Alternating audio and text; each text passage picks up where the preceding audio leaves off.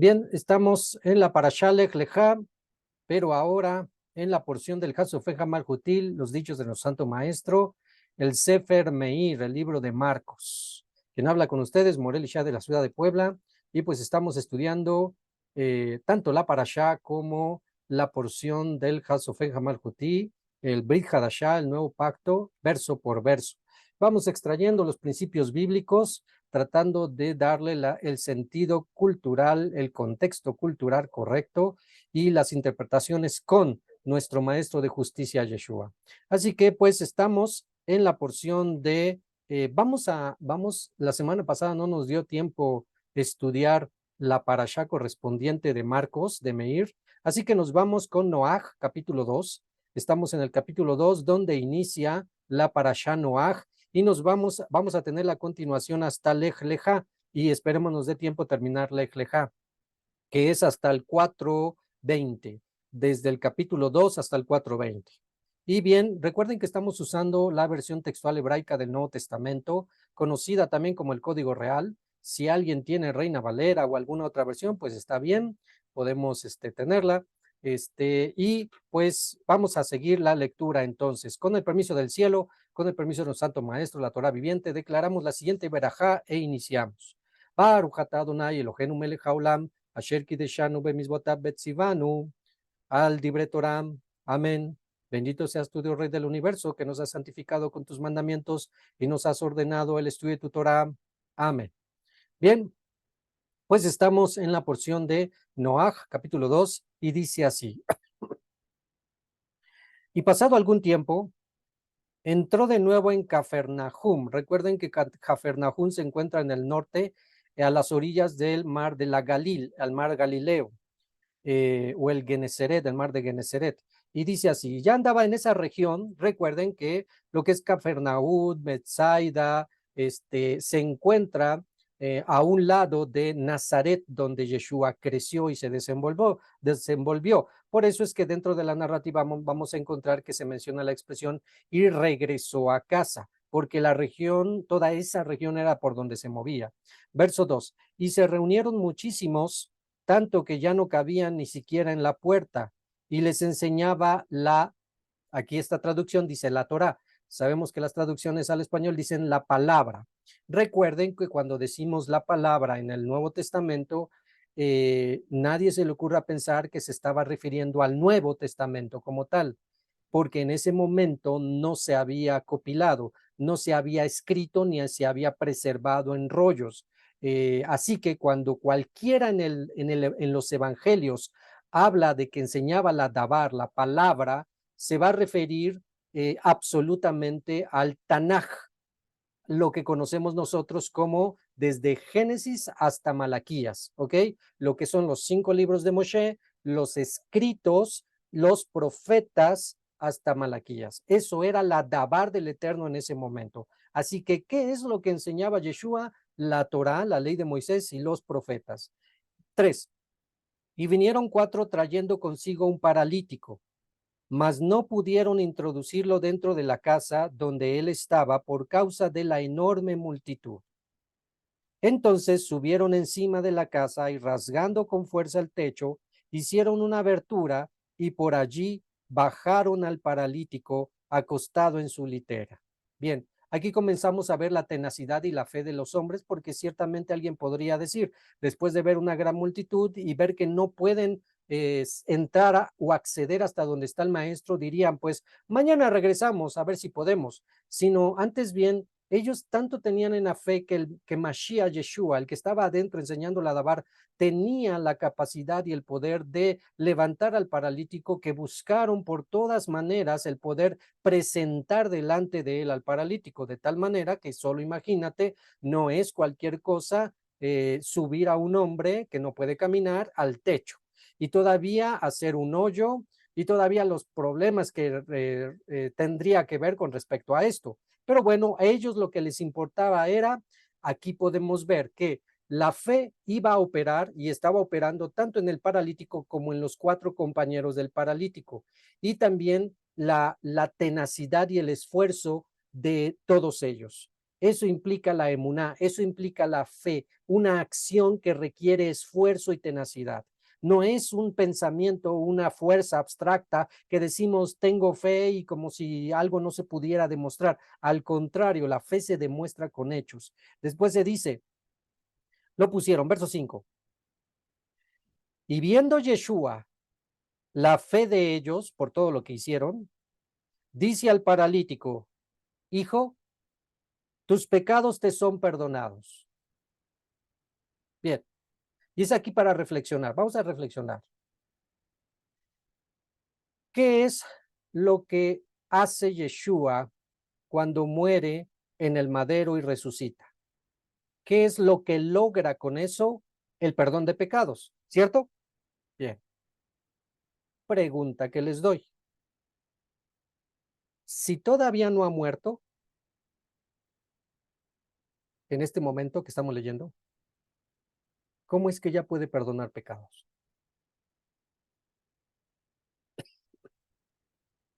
Permítame. ¿Sí se puede? No. A ver. Ahora sí, hermana Betty. Porque Hashem le dio toda autoridad desde que lo planeó desde el principio para cumplir pues, con todo el proyecto de la salvación. Ok, perfecto. Muy bien. Entonces, vamos a ver. Ahí hay algo interesante que acaba de mencionar la hermana. Por lo general, si te ponías a reflexionar o nos ponemos a reflexionar en el lugar donde estábamos antes, en la religión que nos encontrábamos, aunque no nos lo enseñaban como tal, se tenía por cierto que solamente a través de la muerte y resurrección teníamos perdón de pecados y que era solamente en ese momento que se podría tener el beneficio de la sangre del cordero vertida sobre nosotros y por lo tanto nos limpiaría y nos haría blancos y puros como la nieve. Por lo tanto, no se consideraba que antes de que muriera pudiera perdonar pecados. Cuando llegábamos a estos pasajes, simplemente los seguíamos, no nos deteníamos a reflexionar el asunto. Y la cosa es que aquí todavía Yeshua no ha muerto, pero aquí él ya tiene la autoridad dada por el Eterno para perdonar pecados. Es ahí donde una vez más confirmamos la función y misión del Goel, del Redentor, de Yeshua, y que es muy aparte de, por decirlo así, de Hashem, que no son la misma persona, que no es el mismo ente en el cual estamos hablando, porque Yeshua recibe la autoridad por el Padre para perdonar pecados en la tierra, aunque no haya muerto todavía. No es que él mismo se dio la autoridad o él mismo solito obtuvo la autoridad, sino que ese permiso de perdonar pecados lo recibió de parte del Padre. Si lo entendemos perfectamente en un contexto judío, el único momento donde se podía uno beneficiar del perdón de pecados era en Yom Kippur. Y sabemos y hemos estudiado que de hecho no todos los pecados, pero sí la mayoría de los pecados eran perdonados en Yom Kippur, los pecados no intencionales. Todos los pecados contra el prójimo y que tenían sentencia de caret no eran perdonados en Yom Kippur, pero se tenía perdón de pecados en Yom Kippur. Así que el judío esperaba cada Yom Kippur para poder beneficiarse de ese Yom Kippur, del día del perdón. Pero aquí estamos viendo que viene a romperse una estructura que había sido establecida de que solamente en ese momento de Yom Kippur se perdonaban pecados. Eso va a hacer que cause el escándalo tan grande en los escribas y fariseos, los perushim y los oferín de su época, de su momento, los cuales están ahí alrededor no porque quieren aprender. Fíjate, qué interesante. Este paralítico con los 4 jóvenes, muchachos, hombres, no podían acceder a la casa porque estaba muy llena.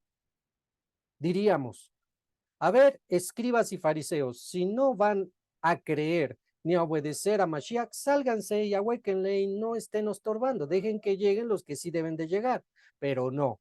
Parte de los que estaban ahí llenando el lugar eran los perushim y los oferín. No porque querían aprender, no porque querían hacerse discípulos de Mashiach, sino porque solo querían sorprenderlo en alguna palabra o en algún dictamen legal para poder llevarlo a la muerte. Y es en ese pensamiento que cuando viene esta expresión, lo ponen en medio y le dice, hijo, ponte de pie, ven, tus pecados te son perdonados. Los escribas y fariseos que conocen toda la jurisprudencia de la manera en cómo Dios el Eterno perdona pecados, se escandalizan. ¿Cómo es posible que esté perdonando este tipo de pecados? De aquí también podemos sacar la conclusión. ¿Por qué estaba paralítico el paralítico? Por pecador. ¿Sí? Quiere decir que algunas enfermedades, no todas, pero algunas enfermedades pueden llegar a ser por pecados. Y mientras no haya perdón de pecados, por más que vayas al más grande y sabio doctor médico de tu localidad, por más que te vayas a Houston a un especialista, por más que compres la medicina más cara de patente, si no te has perdonado tu pecado, nunca se saldrá de ahí. Eso también lo aprendemos aquí. Ahora, sigamos la narrativa y ya con el contexto que vamos comprendiendo, dice lo siguiente. Tus pecados te son perdonados. Pero estaban allí sentados algunos de los escribas, los cuales al oír esto, especulaban en sus corazones. ¿Por qué habla este así? ¿Quién puede perdonar estos pecados sino solo Elohim, Dios exclusivamente? Su pensamiento es correcto, pero lejos de alegrarse, vean, hay un milagro. Bueno, va a haber un milagro, todavía no pasa, pero va a haber un milagro. Y lejos de estar a la expectativa por pensar el bien del paralítico, sí, que se pare, que se pare. Lejos de eso, solo estaban pensando que Yeshua lo estaba haciendo mal y que se estaba poniendo en el lugar de Hashem, porque el único que perdona pecados es Hashem. Eso es correcto, ese pensamiento de que solo Hashem perdona pecados es correcto, pero les faltaba la revelación. ¿Cuál revelación? La que sigue. Dice verso 8. E inmediatamente Yeshua percibió en su espíritu lo que razonaban. ¿Por qué percibió en su espíritu lo que razonaban? ¿Cómo supo lo que estaban pensando? Eso está profundo. Yeshua conocía los pensamientos y la intención del corazón del que estaba enfrente de él. ¿Cómo logró? Si es hombre, ¿cómo logró a tener esa capacidad? Por medio de los 7 Rujot que están profetizados que vendrían sobre él desde Yeshayahu, y lo leemos en el capítulo 11. En Isaías 11 se menciona que sobre el vástago de David, el Netzer, vendrían los 7 Rujot. Dentro de esos 7 espíritus está espíritu de conocimiento, espíritu de sabiduría y espíritu de poder. Esos 3 manifestaciones, capacidades o dones del espíritu son los que van y están operando a continuación. Así que, pon mucha atención, porque Yeshua, hombre, está operando en los rujot del Eterno, los espíritus del Eterno, no porque haya muchos espíritus como tal, sino porque son diferentes manifestaciones de un solo espíritu, como lo diría Shaul de Tarso a los Efesios y a Corintios. Hay espíritu de sabiduría, espíritu de conocimiento, espíritu de sanidad, espíritu de lenguas, de interpretación de lenguas. Todos son, aunque son diferentes dones, todo lo hace un solo espíritu. Es exactamente, y es eso lo que está pasando acá, ¿ok? Y lo que menciona Isaías 11. Entonces dice, comienzan a preguntar, razonan en sus corazones, ¿por qué él dice tales cosas? Verso 9, 2:9. ¿Qué es más fácil decir? ¿Qué es más fácil decir? ¿Tus pecados te son perdonados? O decir, levántate, toma tu lecho y anda. ¿No te habías hecho esa pregunta cuando leías esto? A ver, ¿qué es más fácil decir? ¿Tus pecados te son perdonados? O decir, levanta tu lecho, levántate, toma tu lecho y anda. ¿Qué es más fácil decir? Si dices al de enfrente, ¿tus pecados te son perdonados? ¿Todos los que están alrededor lo pueden constatar? No. porque estamos hablando de un hecho espiritual. Tus pecados son perdonados, pero nadie alrededor lo puede constatar. Así que, ¿será o no será? Bueno, pero si dices, a ver, al paralítico, levántate, toma tu lecho y anda, se tiene que ver inmediatamente la sanidad. Si no se levanta y no anda, entonces eso ya causa un problema. Así que, ¿qué es más fácil decir?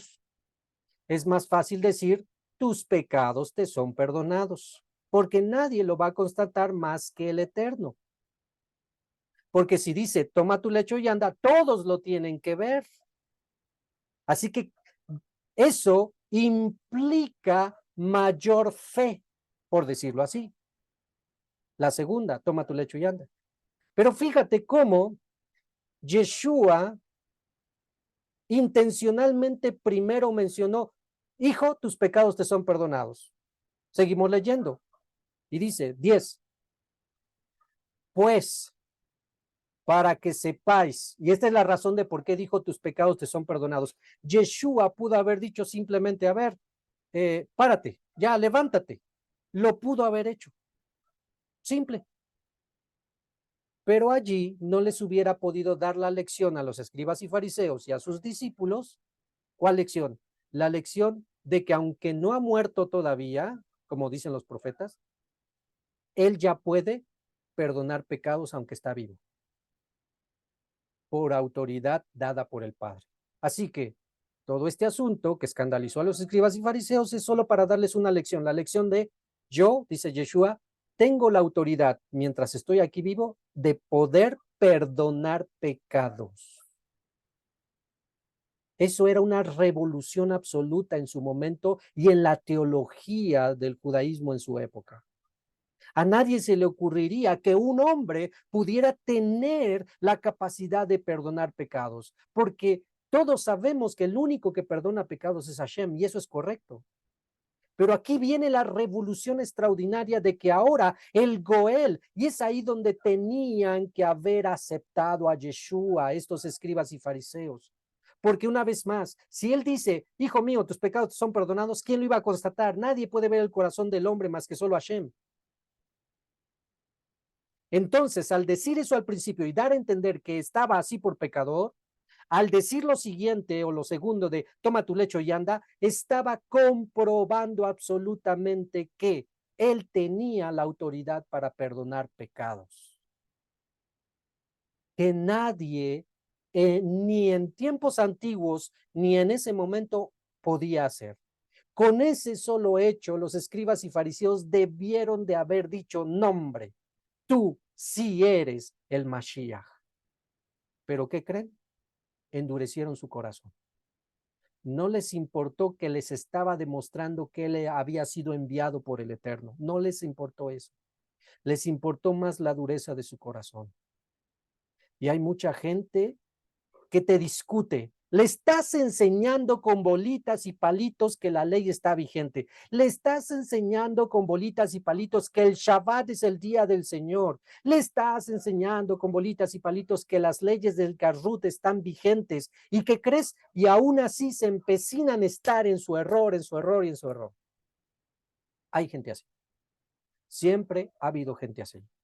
Y entonces dice, verso 10, pues para que sepáis que el Hijo del Hombre tiene autorización, permiso para perdonar pecados en la tierra, dijo al paralítico, a ti te digo, levántate hacia mí ahora mismo, toma tu lecho y vete a tu casa. Inmediatamente se levantó y tomando su litera, salió ante los ojos de todos, de manera que estaban asombradísimos y comenzaron a darle gloria. ¿A quién? Al Eterno. Bien, algunas traducciones, Reina Valera dice, y daban gloria a Dios, ¿sí? Aquí lo interesante, un punto es, Yeshua está haciendo el milagro. Yeshua está perdonando el pecado. Ahí podría decir cualquier cristiano, pues ya ven, puede perdonar pecado y está haciendo el milagro porque es Dios. Espérame tantito. pero en el contexto te está diciendo muy claramente que no es él. Es la autorización o la autoridad dada por el Padre, no es de él. Y cuando hace el milagro, los judíos que están allí no le dan la gloria a él, se la están dando a Dios. Así que así o más claro que entender que Yeshua tiene su mérito, Yeshua tiene su misión, tiene su función y su autorización y su shmijá, pero no es el Padre. Y entonces ahí actúa la fe del hombre. Porque imagínate la escena, le dice a unos pasos, hijo, ya te dije que tus pecados son perdonados, así que toma tu lecho y ven hacia mí. El hombre pudo haber dicho, bueno, pues dame la mano, ¿no? Jálame o a ver cómo, porque no creo que mis piernas nunca han andado. No sé, el hombre pudo haber puesto varias objeciones, pero ciertamente si él estaba allí y accedió en que lo llevaran al techo, se abriera y lo bajaran en medio, que tenía la emuna, tenía la fe. Y al escuchar tan solo la orden, fue una orden, toma tu lecho y ven hacia mí, él obedeció. Tú y yo hemos sido ese paralítico. Tú y yo en nuestros delitos y pecados estábamos y teníamos enfermedades y dificultades. ¿Qué necesitamos? Que el Hijo del Hombre perdonara nuestros pecados, porque el Eterno le dio la autoridad de darnos la Yeshuat, la salvación, la libertad y la sanidad. Y entonces tú hiciste tu parte, que fue, yo creo que Yeshua es el Mesías, el que perdona mis pecados y el enviado de Hashem. Y entonces hiciste tu parte.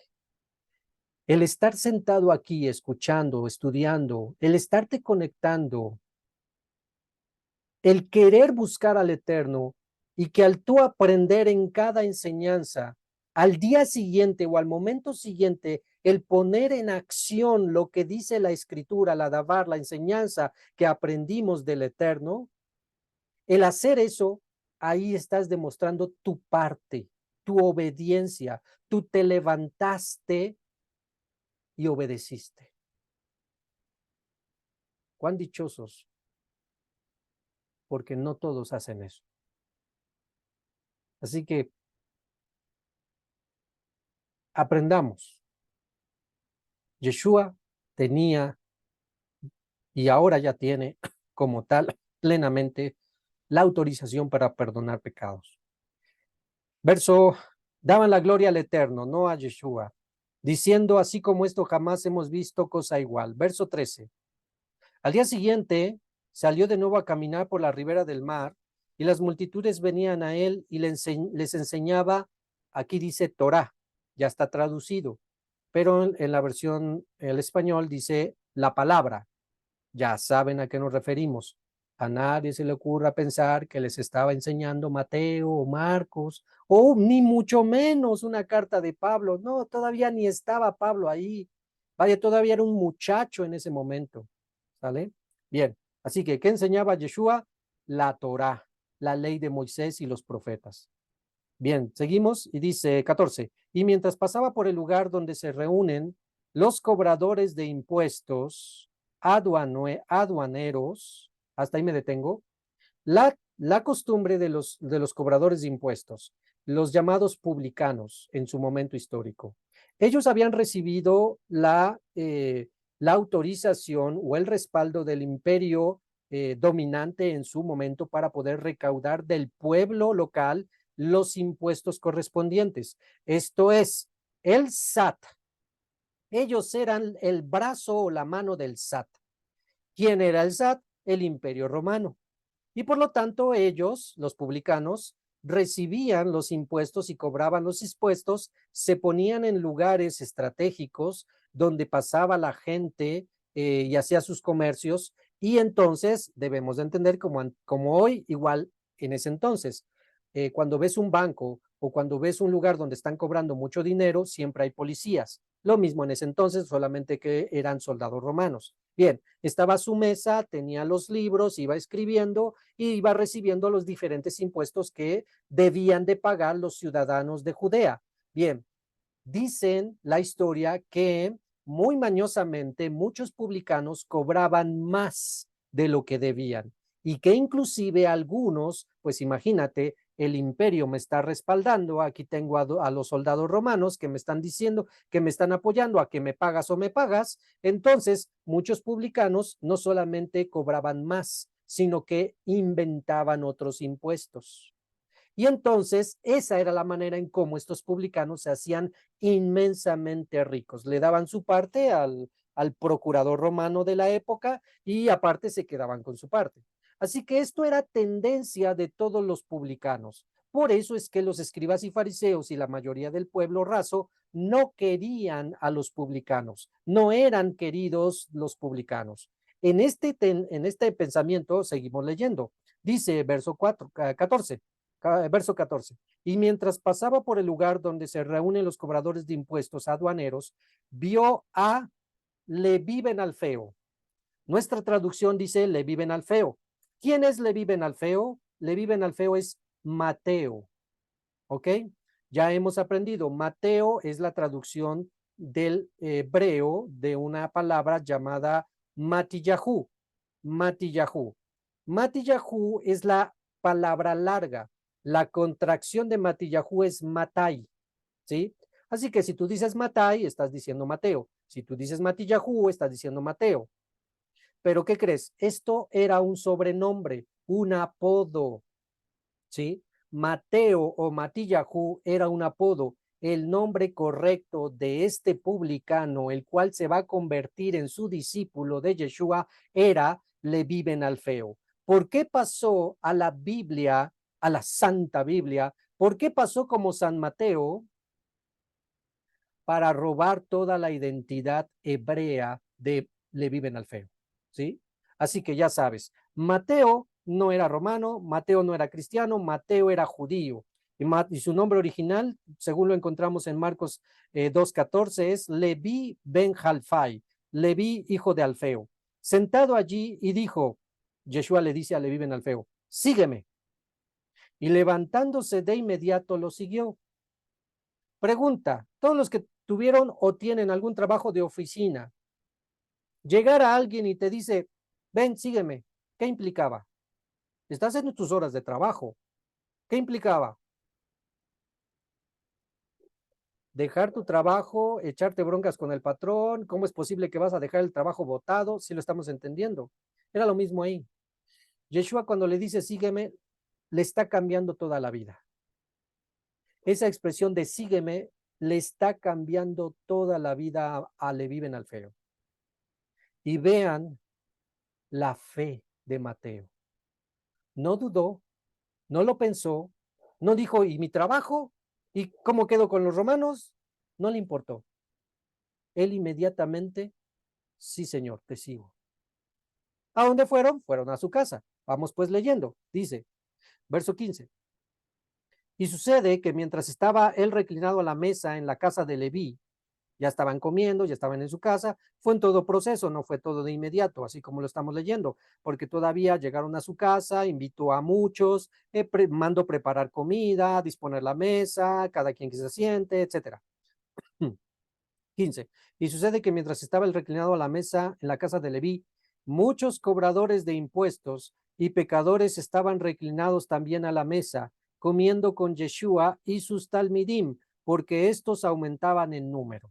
Así que, al igual que Cornelio, ¿se acuerdan que estudiamos con Cornelio que cuando manda llamar a Kefa, ya lo estaba esperando, pero no estaba solo, sino que él, deseoso de que toda su familia fuera parte de este mensaje tan grande de salvación que iba a venir a dar Kefa, es que invita a sus amigos y conocidos. Él quiere hacer partícipe de este mensaje de salvación a sus conocidos y familiares. Lo mismo hizo Leví. Él dijo, pues mi maestro, este maestro está aquí tan extraordinario, yo quiero que todos conozcan del maestro, así que invitó a sus compañeros de trabajo, invitó a amigos y familiares y se llenó la casa de este tipo de personas. Seguimos leyendo y dice, Verso 16. Al ver los escribas, ay, ahí van siguiendo. Al ver los escribas de los perushim, de los fariseos, que comía con publicanos y pecadores, decía a los talmidim de Yeshua, así, lee esta parte así como escandalizado. Ah, con publicanos y pecadores come vuestro maestro. Ah, cuánta contaminación. Yo conozco a un hombre en Tehuacán que así enseña. Conozco a un hombre en Tehuacán que enseña a sus discípulos a que si tu familiar, tu amigo, tu vecino no es parte de esa comunidad, no le hables. No, pero es mi papá. No, pero es mi compañero de trabajo. No le hables. Apártate, aléjate, porque te puedes contaminar. ¿Cuánto mal ha hecho ese hombre con esa enseñanza? ¿Y qué es lo peor? Que todos los que llegan ahí le obedecen. Cuando por encima, muy por encima de ese hombre en Tehuacán, está nuestro maestro de justicia y nos da el proceder con esta situación. Vean, 17. Yeshua, alcanzando a oír, les dijo, los sanos no tienen necesidad de médicos sino los enfermos. No vine a llamar a tzadikim sino a hataim. No vine a llamar a justos sino a pecadores. Y si me excluyo de donde están los pecadores, ¿cómo van a ser llamados? Así que dentro de estos escribas y fariseos escandalizados porque no están entendiendo la misión que es más importante de ir por el pecador, se encontraban y se encuentran hasta el día de hoy muchos. Está profetizado en el libro de los profetas que habría un grupo de judíos que se escandalizarían por los pecadores y hasta una expresión de apártate de mí porque yo soy más santo que tú. Ya estaba profetizado que así siempre iba a haber una gente que se creía más santa. Bueno, verso 18. Así que nosotros no nos apartamos, vivimos dentro del mundo. Viene ojo, esto es algo que tenemos que comprender bien. Vivimos en el mundo, no podemos hacer nuestra burbuja de santidad y excluirnos totalmente del mundo. No podemos hacer eso. Porque entonces, ¿cómo tendríamos la oportunidad de conocer a alguien que le podríamos hablar para que conozca? Uno. Pero no te vayas al extremo de que te vuelves tan amigo del mundo que ya andas con lobos. ¿Sí? ¿Sí me entiendes? Ya andas con lobos. No es que tengo permiso para andar con los publicanos y los pecadores. No, no es ese sentido. La idea aquí de Yeshua de estar comiendo con Leví es buscar la rectificación y la teshuvah de estos publicanos y pecadores. Esa es la finalidad de esta reunión o de esta comida, ¿sí? No es ir a hacer migas y seamos compadres y no me importa que seas de lo más chueco y que hagas negocios chuecos, etcétera. No, sino es cuidar nuestras relaciones, pero no cerrarnos al grado de que tengamos la oportunidad de abrir nuestra boca y exponer el Masorot, el Evangelio. Ojo con eso. No va a ser como, bueno, pues Yeshua está diciendo que con pecadores hay que ir, pues vámonos con los guachicoleros, vámonos con los narcotraficantes, vámonos con, etcétera, etcétera. Ojo con eso, no estamos diciendo eso. En el camino el Eterno nos pone a las personas adecuadas, pero no podemos cerrarnos en nuestra burbuja de santidad. Verso 18, ahora sí. Los talmidim de Yohanan y de los Perushim estaban ayunando y se acercan y le dicen, ¿por qué los talmidim de Yohanan, o sea, de Juan el Bautista, y los de los Perushim, los fariseos, ayunan, y tus talmidim no ayunan? Nos vamos todo el tiempo comiendo. 19, y Yeshua les dijo, ¿puede acaso ayunar los acompañantes del novio entre tanto que el novio está con ellos? Mientras tengan bajo su custodia al novio, no pueden ayunar, mas vendrán días cuando el novio les será quitado, en esos días harán ayuno. Así que, mientras estaba Yeshua en la tierra, los discípulos, comida y comida, muy bien, pero después Yeshua se fue y ahora a partir de ahí se establece que vendrían tiempos de ayuno. Recuerden que cuando escogieron a Shaul de Tarso con Bernabé, Cuando están a punto de imponer las manos para ordenarlos, para que vayan a la misión a Asia Menor, primero ayunaron. Así que se debe de entender que el principio del ayuno es muy importante dentro de la santidad y la elevación espiritual de cada creyente. ¿Cuántas veces ayunes? Depende de cada quien. ¿Cuánto tiempo ayunes? Depende de cada quien. Pero si alguien quiere elevarse en cuanto a su nivel espiritual, sí o sí, oración y ayuno. ¿Ok? Bien. Y recuerden que el verdadero ayuno es 0 comida, 0 bebida. Seguimos, verso 21. Nadie toma una tela nueva y la cose en un vestido que está viejo y próximo a podrirse, pues de hacerlo así el remiendo nuevo tira de lo viejo y se hace peor la rotura. Nadie echa vino nuevo en odres viejos, pues de hacerlo así el vino reventará los odres y tanto el vino como los odres se pierden. Antes bien, se sigue la regla, enseñanza nueva en personas con la actitud correcta, enseñable, nueva. Vino nuevo en odres nuevos. ¿Te has dado cuenta que hay mucha gente ya mayor, que es lo equivalente al odre viejo y tela vieja? Gente mayor que ha pasado tantos años en su religión.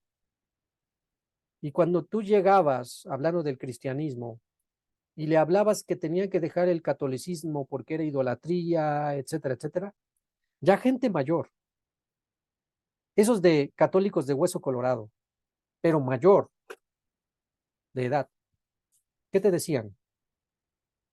Yo nací católico y me voy a morir católico. No, no te aceptaban la proclama que llevabas como cristiano. Ahora en el contexto hebreo, las raíces hebreas, vamos con los pastores ya de años, vamos con los líderes ya de años, vamos con los hermanos ya de años. Y les dice, ¿sabes qué? Las raíces hebreas. Lo original está en el pueblo de Israel, la Torah está vigente, el Shabbat está vigente. ¿Qué te dicen? No, estás bajo maldición porque te estás regresando a la ley. Ya estás judaizando.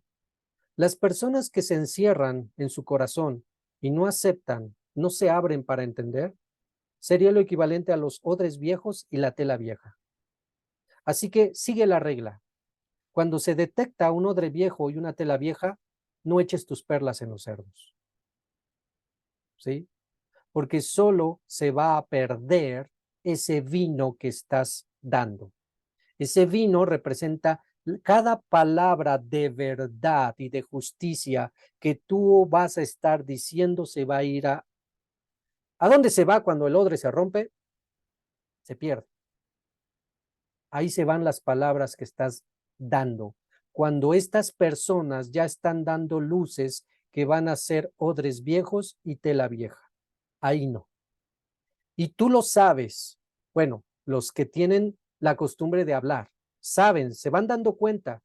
Cuando una persona, a ver, ¿cómo está eso? Dime, a ver, es que me habían enseñado esto, pero a ver, dime. O sea, tú vas detectando cuando la persona comienza a ser enseñable y comienza a salir de la estructura y de el bloque de odre viejo y tela vieja. Y entonces continúas hablando.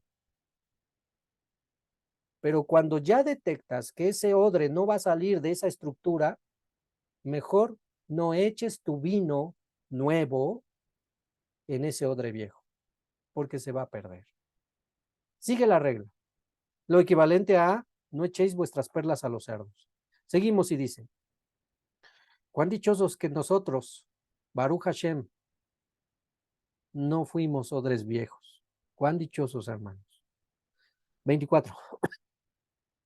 Los perushim, los fariseos, le dijeron, mira, ¿por qué están haciendo algo que no se permite? 23. Y sucedió que pasaba él por los sembrados en día de Shabbat, y sus talmidim, mientras caminaban, arrancaban espigas con sus manos.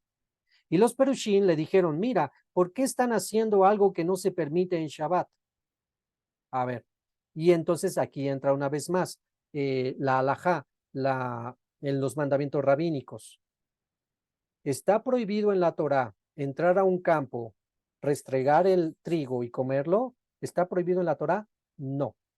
De hecho, está permitido. A ver, estudiantes de Torá, ¿está permitido? Bueno, ya les dije que sí, ¿verdad? Pero les dejo la tarea. A ver, si alguien me encuentra el pasaje donde está permitido. Está permitido que si tú quieres comer y entras en un campo ajeno, lo puedes hacer. Puedes entrar al campo ajeno y saciarte. Lo que está prohibido es meterle hoz al campo ajeno. Esto es llenar tus costales, ¿sí? Eso está prohibido. Así que lo que estaban haciendo los discípulos estaba permitido por la Torá, pero no estaba permitido por la halajá de los rabinos, porque estaba prohibido hacer trabajo en Shabbat.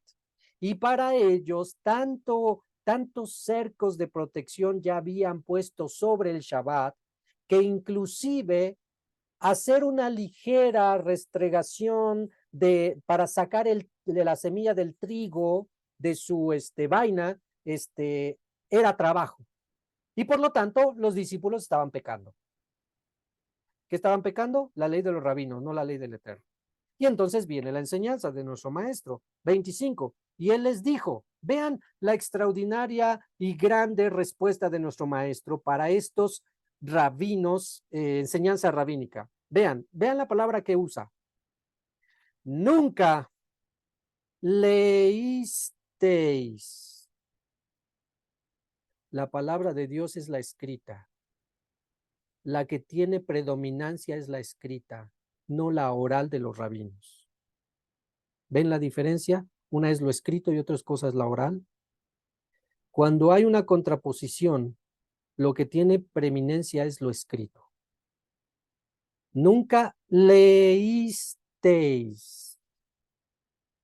¿Qué hizo David cuando tuvo necesidad y tuvo hambre, él y los que con él estaban? ¿Cómo entró en el templo en tiempo de Ahimelech, Cohen Agadol, y comió de los panes de la proposición, los cuales no son permitidos comer sino solo a los sacerdotes, y dio también a los que estaban con él? Y les decía, así que la preeminencia de la vida estaba por encima, aún por encima del mandamiento de estos panes solo los comen los sacerdotes. La vida, cualquier mandamiento queda abajo con respecto a la preservación de la vida. 27. Y les decía, el Shabbat, esas reglas, esas leyes que ustedes han impuesto como cercos de protección, Geneserot y Takanot, no son del Eterno. Y yo les voy a decir cómo se guarda el Shabbat. Por eso va a decir lo siguiente. Y les decía, el Shabbat fue hecho por causa del hombre, no por el hombre por causa del Shabbat. El Shabbat fue creado para que el hombre descanse, porque Dios que creó al hombre sabe que se cansa y requiere descanso, no al revés. Por tanto, el Hijo del Hombre, o sea, él, Yeshua, es Señor del Shabbat. Por lo tanto, Yeshua, que viene siendo respaldado por el Eterno, y ya lo dijo anteriormente que tiene el respaldo del Eterno y la autoridad del Eterno, les va a decir cómo y qué es, si es permitido en Shabbat y qué no. Por lo tanto, ojo con esto, porque el que se quiera enyugar en las interpretaciones de los escribas y fariseos con tantos Geneserot y Takanot dentro de Shabbat, hablando del contexto de Shabbat, no está bajo la línea de Yeshua. Y si no está bajo la línea de Yeshua, que tampoco le diga mi Señor ni mi Mashiach. Es fuerte, pero es una realidad.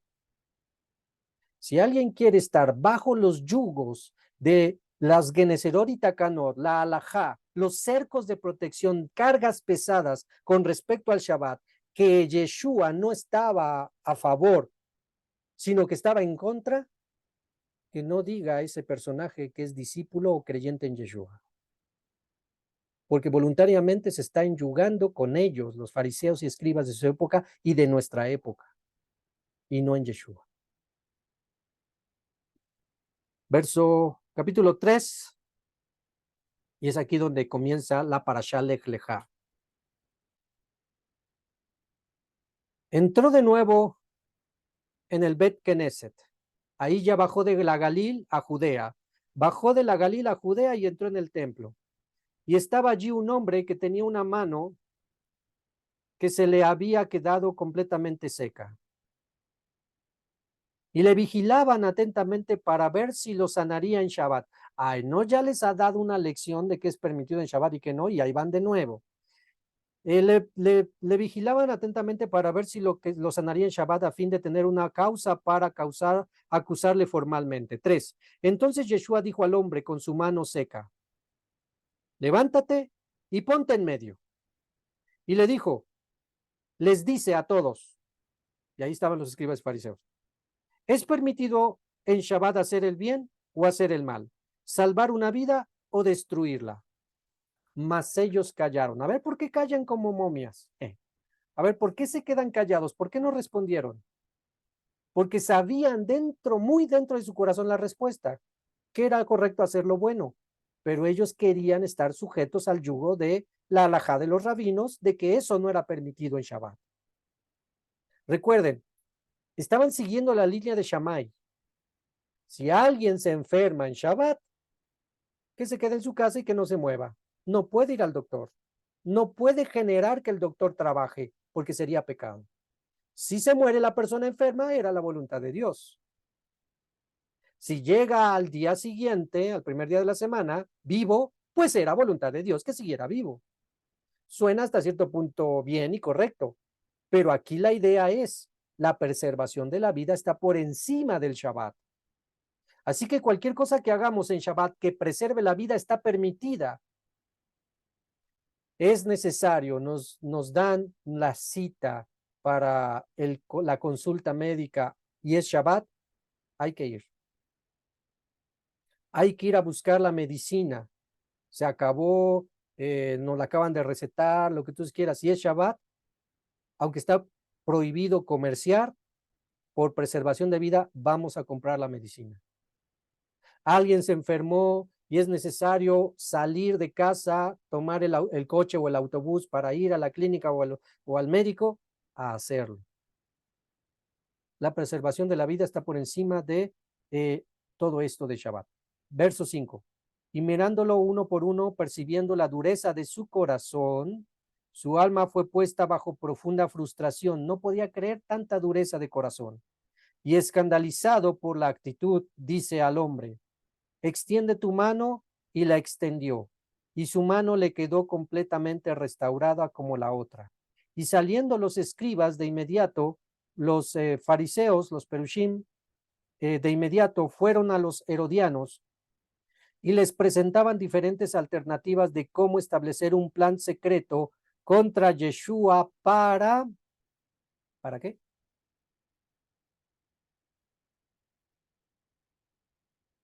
¿Son judíos estos fariseos, sí o no? Sí. ¿Son líderes religiosos que deben de conocer la Torá de pies a cabeza, sí o no? Sí. ¿Estos líderes religiosos están percibiendo un salario y están siendo respaldados por el templo y los sacerdotes, sí o no? Sí.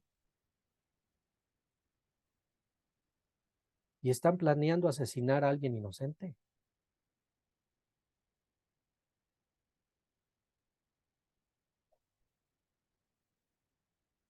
Qué difícil ver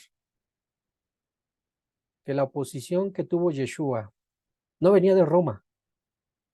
En este contexto no venía de Roma esa oposición.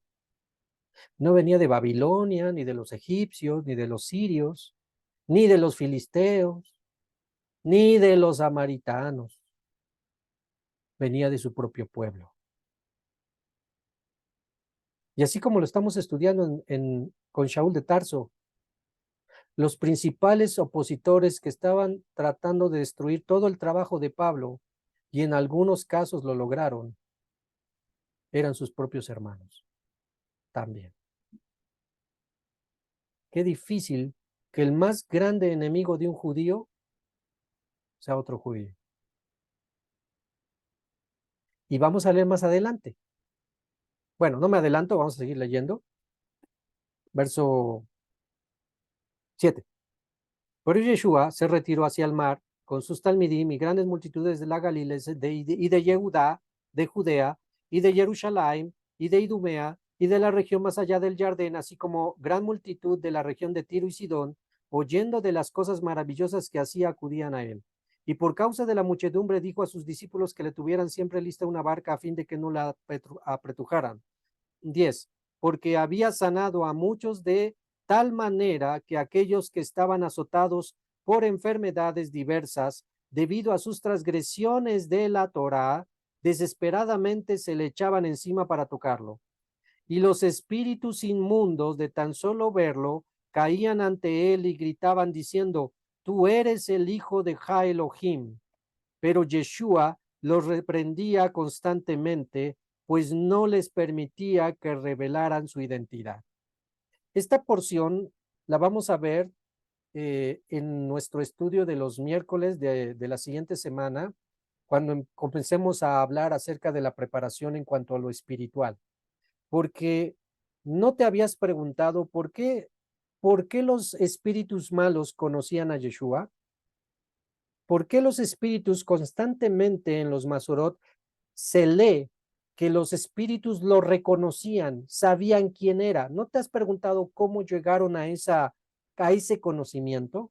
Bueno, pues eso lo vamos a tomar en nuestras clases de los miércoles que van a venir a continuación con respecto al tema espiritual, porque hay muchas preguntas y hay muchas respuestas. Y entonces, bueno, lo conocían y Yeshua les decía, cállense porque no es el momento que me den a conocer como tal. 12. Pero Yeshua les reprendía constantemente, pues no le permitía que revelaran su identidad. 13. Y subió a una montaña llamando a los 12, a los que quiso, vinieron a él y ordenó. Ahí viene la shmijá, ahí viene la ordenación de los 12 principales, para que estuvieran con él y para enviarlos a anunciar, predicar. Y tuvieran la shmijá, la autoridad, para sanar y para echar fuera demonios. Así que si alguien se dice discípulo de Yeshua, debe de tener esta shmijá que sirve para sanar y echar fuera demonios, no solo para enseñar, sino para estas tres cosas: sanar, echar fuera demonios y predicar, anunciar. 16. A Shimón, y comienza a mencionar, a Shimón le cambió el nombre por Kefa, a Jacob por Sabdai, y a Johanán su hermano les llamó Benei Rosh, o hijos del trueno, esto es, hijos del trueno, y ordenó también a Andrai, a Felipe, a Bartamai, a Tamai, a Tomá, a Jacob Bar Alfeo, y a Tadai, a Shimón el Celote, y a Yehudá de Kiriot. Y ahí están los 12 apóstoles ya escogidos. Verso 20. Llegó a su casa y otra vez la muchedumbre se agolpó en tan grande número que no tenían tiempo ni siquiera para comer pan. Entonces, ojo, ¿dónde llegó Yeshua ahorita? Llegó a su propia casa, ¿sí? Ojo con eso. Llegó a su casa y otra vez la muchedumbre se agolpó en tan grande número que no tenían tiempo ni siquiera para comer pan. Lo oyendo sus familiares, y oyéndolo sus familiares, que es decir, sus hermanos, hermanas y aún Miriam, fueron allí con la intención de tomarlo y llevárselo consigo a casa, pues decían, se ha vuelto loco. Los siguientes opositores a nuestra abodá al Eterno llegan a ser nuestros propios familiares. Yo creo que todos nosotros en algún momento podemos dar testimonio de la oposición que hemos tenido de nuestros propios familiares, de las objeciones que han levantado en contra de nuestra emuná, nuestra fe, y de lo difícil que ha sido que ellos entiendan en lo que creemos. Muchos, todos, yo creo que todos podemos dar testimonio de esto. Pues bueno, quiere decir que somos dignos discípulos de Mashiach. Verso 22.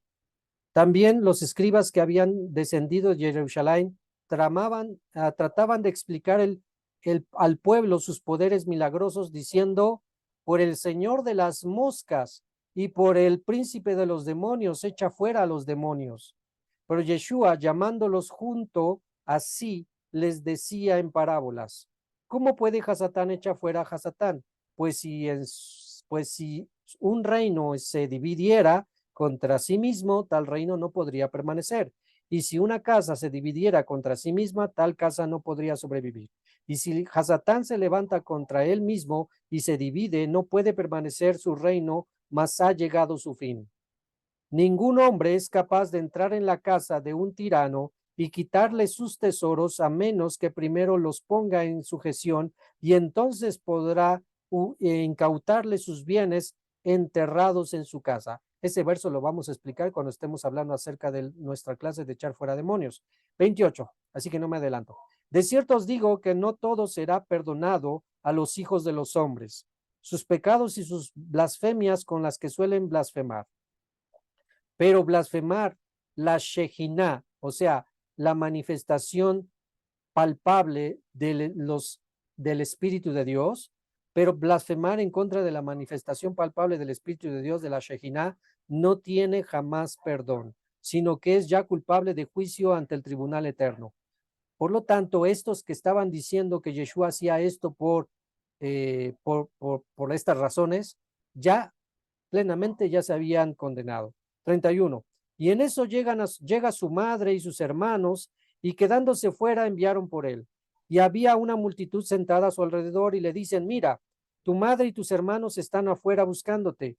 Y respondiéndoles les dice, ¿quién es mi madre y quiénes son mis hermanos?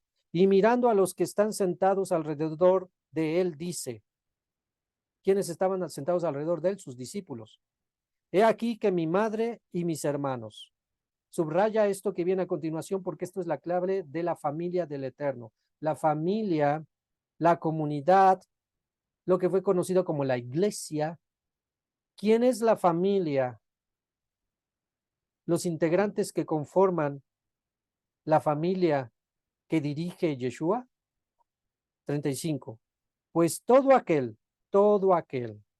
sea judío o gentil, todo aquel que hace la voluntad de Elohim, este es familia de Yeshua.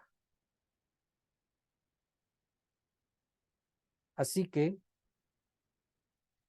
tú y yo, si hacemos la voluntad de nuestro Padre Celestial, lo que vamos aprendiendo cada semana, lo ponemos en práctica y hacemos lo agradable delante del Padre, no te queda duda. Yeshua es nuestro hermano. Somos toda una familia. Una familia que conforma un pequeño grupo ahorita, pero que a su vez somos parte de una familia más grande en todo el mundo. No de todos los que se dicen hijos de Israel o creyentes en Yeshua, no de todos. Nos está diciendo bien claro aquí, no de los que se digan, no de los que estén ahí orando, teniendo horas y horas rezando, no de todo aquel que se diga de Tzarita. ¿De quién específicamente? De los que hacen la voluntad de Elohim. ¿Y cuál es la voluntad de Elohim? Preguntaríamos. Sencillo. Lo resumimos en dos frases. Amar a Elohim sobre todas las cosas. Y segundo, amar a tu prójimo como a ti mismo. Todo aquel que viva esto es familia de Yeshua. Hay muchos Rosh, hay muchos Shaliach, hay muchos rabinos, hay muchos pastores, hay muchos que se dicen ser hermanos.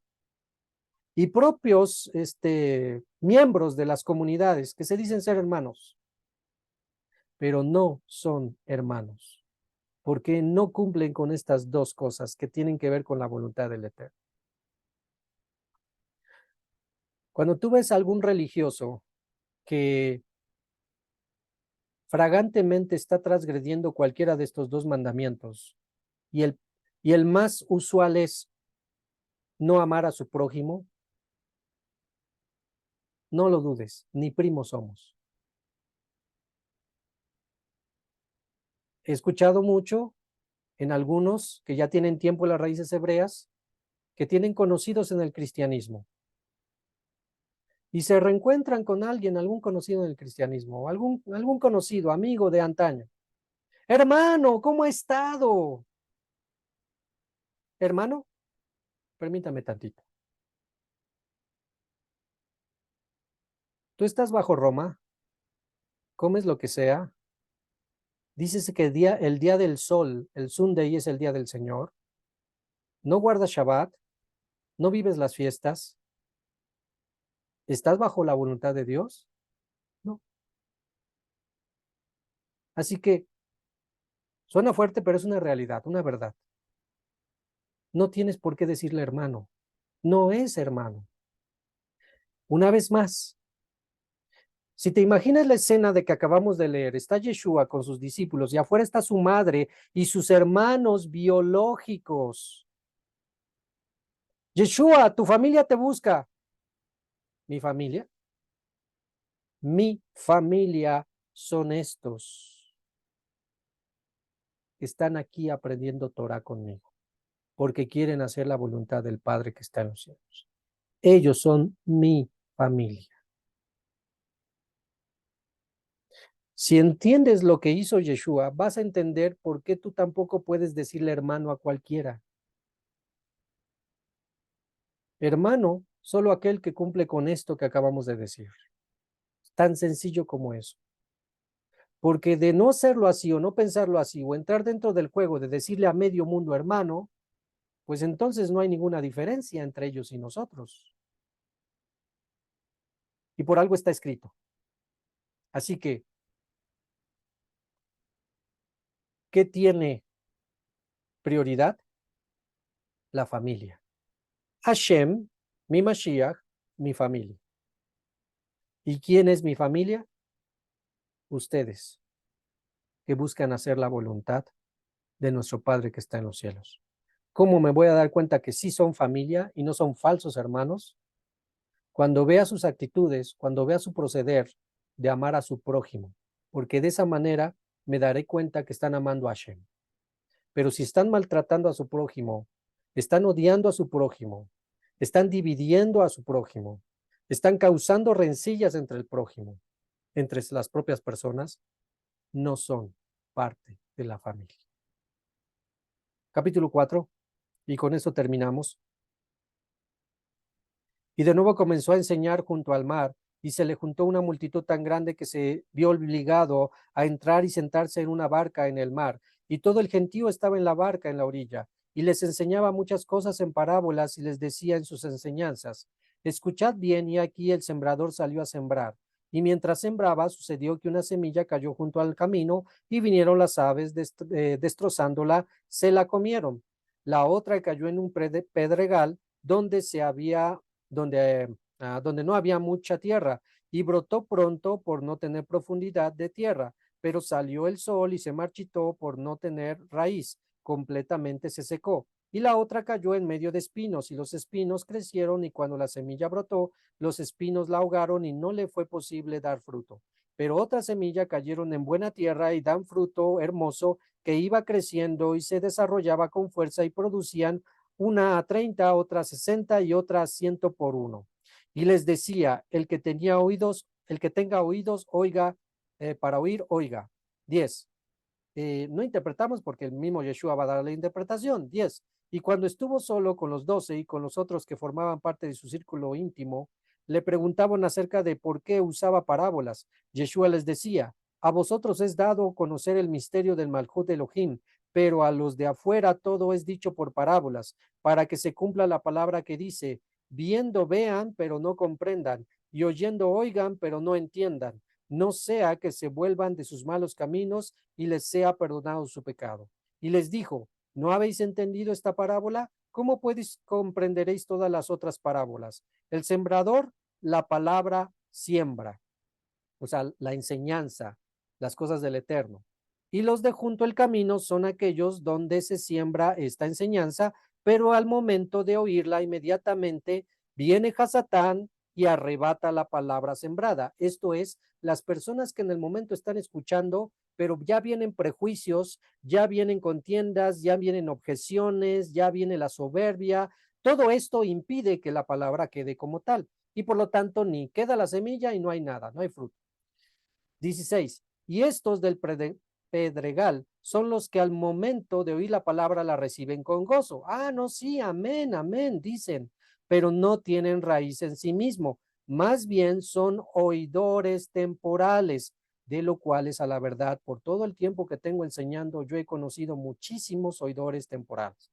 Pues cuando viene luego la tribulación o persecución por causa de la palabra recibida, enseguida tropiezan con ella. Esto es, que cuando ya tienen problemas con el marido, problemas con la esposa, problemas con los hijos, problemas en el trabajo, por la palabra del Eterno, dicen, no, desean no tener problemas, ellos se quitan de problemas y le dan el lado a los que le están diciendo, ya vas a judaizar, ya te vas a cambiar de religión, ¿cómo es posible? No que estás con nosotros, etcétera, etcétera. ¿Sí? 18.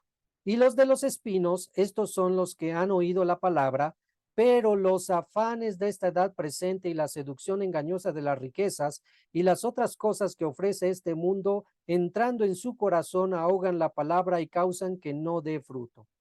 Saben que tienen que guardar Shabbat, ya aprendieron que tienen que hacer bien al prójimo, ya entendieron que tienen que guardar un tiempo específico para aprender del Eterno, pero el trabajo, las ocupaciones, los afanes, los deleites, las costumbres, las amistades son prioridad para ellos.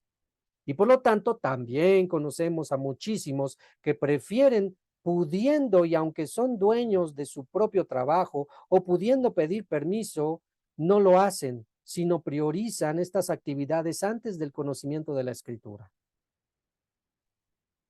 20. Pero los que fueron sembrados en la tierra, la buena, son aquellos que, tres características para saber si tú eres de esta semilla. Uno, oyen. Si oyen es porque están en el lugar adecuado, del momento adecuado, como el paralítico, como el de la mano seca. ¿Te imaginas que el paralítico o el de la mano seca, los que ya acabamos de leer el milagro que tuvieron, te imaginas que hubieran dicho, ay, mira, anda aquí en la ciudad, aquí en ¿cómo podríamos decir? En la aldea, anda en la aldea, Yeshua de Nazaret, el que anda haciendo milagros. Al rato voy. Mañana a ver si lo alcanzo. No, ahorita no tengo tiempo, no, estoy muy cansado, etcétera. ¿Te imaginas que no hubieran puesto esa decisión, ese tiempo, se hubieran comprometido con el momento para estar en el lugar adecuado, en el momento adecuado, con la persona adecuada, en la situación adecuada y por lo tanto traer una restauración a su vida, a su salud? Pues muchos hacen eso. Muchos no entienden que cada vez que aprendemos la Dabar del Eterno, que no soy yo, el Morel Isha, cuando tú aprendes algo del Eterno, tu ser, cuerpo, alma y espíritu, se está sanando, se está limpiando, porque es la Dabar del Eterno la que nos limpia y nos sana. Por lo tanto, se pierden la oportunidad de tener esta revelación y esta enseñanza y esta sanidad, restauración y libertad en su vida, porque prefieren estar en otro lugar que para ellos es más importante. Entonces, los de la buena semilla están en el lugar correcto porque están oyendo, dispusieron tiempo, voluntad y dejaron todo a un lado por estar oyendo. Número 1, oyen la palabra. Número 2, la reciben. Son humildes, sencillos, enseñables y la reciben. Y 3, dan fruto. No se lo quedan, esa enseñanza no se la quedan solo para ellos, sino que la viven y la enseñan a otros. 3 cosas para saber si somos buena semilla. Oímos la palabra, quiere decir que disponemos tiempo, voluntad, esfuerzo para oír la palabra. 2, recibimos, somos receptibles, somos humildes, somos sencillos para aprender. No nos la pasamos con objeción y objeción, pero ¿y por qué? Sino recibimos. Y 3, damos fruto. Otras palabras, aplicamos inmediatamente lo que aprendemos. No lo dejamos para después. Aprendí esto hoy, lo pongo inmediatamente en práctica. Y estos dan fruto a 30, 60 y 100, cada quien conforme a sus capacidades. Y esa es la vida. Y así es la vida del que dice ser hijo de Dios. Que el Elohá de Abraham, Isaac y Jacob nos bendiga y nos conceda ser parte de esos discípulos, familia de Yeshua y buena semilla. Que nos permita estar en el momento correcto, en la situación correcta, donde podamos ser parte de la extensión del reino de los cielos. Y que sobre todas las cosas entendamos que nosotros nos guiamos por nuestro maestro de justicia, Yeshua de Nazaret. Él es nuestro rabino principal. Él es quien nos guía, porque Él nos da la correcta interpretación de la Torah. Quien habló con ustedes, Morel Isha, de la ciudad de Puebla. Shalom, shalom.